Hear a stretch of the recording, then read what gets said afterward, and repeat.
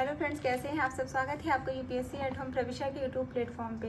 हम जो UP PCS की मेंस आंसर राइटिंग कर रहे हैं, जिसमें हमने जो टारगेट रखा है डेली 5 क्वेश्चन की आंसर राइटिंग करने का, उसी सीरीज़ में हमारा जो ये क्वेश्चन है वो है जीएस पेपर 4 से। आप लोगों को हमारी जो सीरीज़ चल रही है कैसी लग रही है हमारे कमेंट सेक्शन में ज़रूर बताइए। और इसी के साथ साथ हमने लक्ष्मीकांत की भी सीरीज़ स्टार्ट की है, जिसमें 2 चैप्टर कंप्लीट कर दिए हैं। उस सीरीज़ को भी आप लोग देखिए, अपना फुल प्यार और सपोर्ट बनाए रखिए उस पर भी।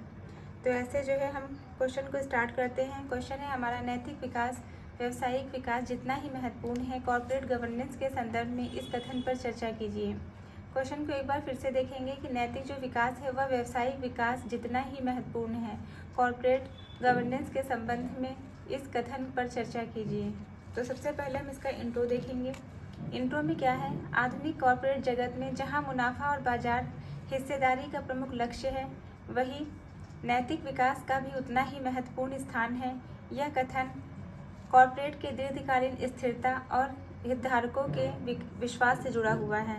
तो इसमें क्या है कि नैतिक विकास के अंतर्गत कौन कौन सा विकास आता है। नैतिक विकास के अंतर्गत क्या आता है, नैतिक विकास के अंतर्गत हम पारदर्शिता, जवाबदेही और सामाजिक दायित्व को देखेंगे। तो ये हमारा जो इंट्रो कंप्लीट होता है। क्वेश्चन की जो मेन बॉडी का पार्ट है उसको हम देखेंगे, जिसमें क्या है नैतिक विकास का महत्व। इसका जो फर्स्ट पॉइंट है वो क्या है, दीर्घकालीन स्थिरता। क्योंकि हमने इसमें इंट्रो में देखा है कि नैतिक विकास से क्या होता है, यह कॉर्पोरेट के दीर्घकालीन स्थिरता हितधारकों के विश्वास से जुड़ा हुआ है। तो पहला क्या है, दीर्घकालीन स्थिरता। इसके अंतर्गत नैतिक प्रथाएं कंपनी को साख प्रोवाइड कराती हैं। जैसे इसका हम एग्जाम्पल देख सकते हैं, जैसे टाटा समूह की 150 वर्ष की विरासत। फिर क्या है, जोखिम प्रबंधन। इसके अंतर्गत नैतिक पतन से बचाव होता है। जिसका जो है एक एग्जाम्पल हम देख सकते हैं सत्यम कंप्यूटर स्कैंडल जैसी घटनाओं के माध्यम से। फिर क्या है, हितधारक विश्वास। इसमें निवेशकों, ग्राहकों और कर्मचारियों का भरोसा बढ़ता है।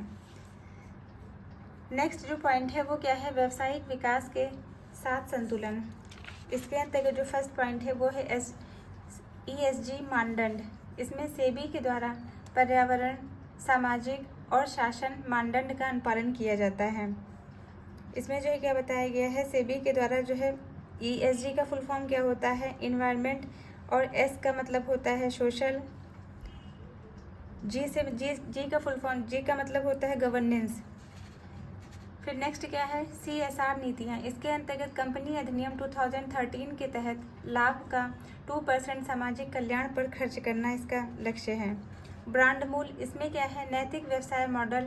जैसे पतंजलि, अमूल से ग्राहक को लगाव ज़्यादा देखने को मिलता है। नेक्स्ट पॉइंट है वैश्विक और भारतीय परिप्रेक्ष्य। इसके अंतर्गत अंतर्राष्ट्रीय उदाहरणों को हम देखेंगे, जिसमें क्या है, यूनिलीवर की सस्टेनेबल लिविंग प्लान रणनीति, और भारतीय मॉडल के अंतर्गत इंफोसिस और विप्रो की नैतिकता जैसी समितियाँ। इसकी समझ जो है कौन कौन सी चुनौतियां विद्यमान है उसको हम देखेंगे। जो फर्स्ट पॉइंट है उसमें क्या है, लघुकालिक लाभ बनाम दीर्घकालिक दृष्टिकोण। इसमें नैतिक निर्णयों से तत्कालिक लागत बढ़ सकती है। इसका समाधान क्या है, नैतिक प्रशिक्षण कार्यक्रम और नैतिकता अधिकारी की नियुक्ति। मतलब इसमें बताया गया है कि नैतिक प्रशिक्षण कार्यक्रम और इथिक्स ऑफिसर की नियुक्ति के बारे में जो है प्रावधान, इसके माध्यम से इसका समाधान किया जा सकता है।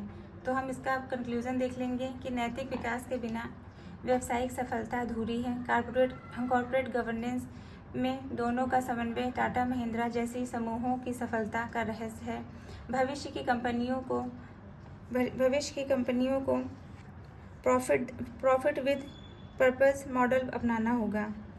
तो ये हमारा जो है क्वेश्चन कंप्लीट हो गया, जो कि हमने लिया था जीएस पेपर 4 से। आप लोगों को हमारी जो मेंस की सीरीज़ चल रही है कैसी लग रही है हमारे कमेंट सेक्शन में ज़रूर बताइए। ऐसे ही पढ़ते रहिए, लाइफ में आगे बढ़ते रहिए। यूपीएससी एट होम प्रविशा के साथ मेंस आंसर राइटिंग करते रहिए। Thank you.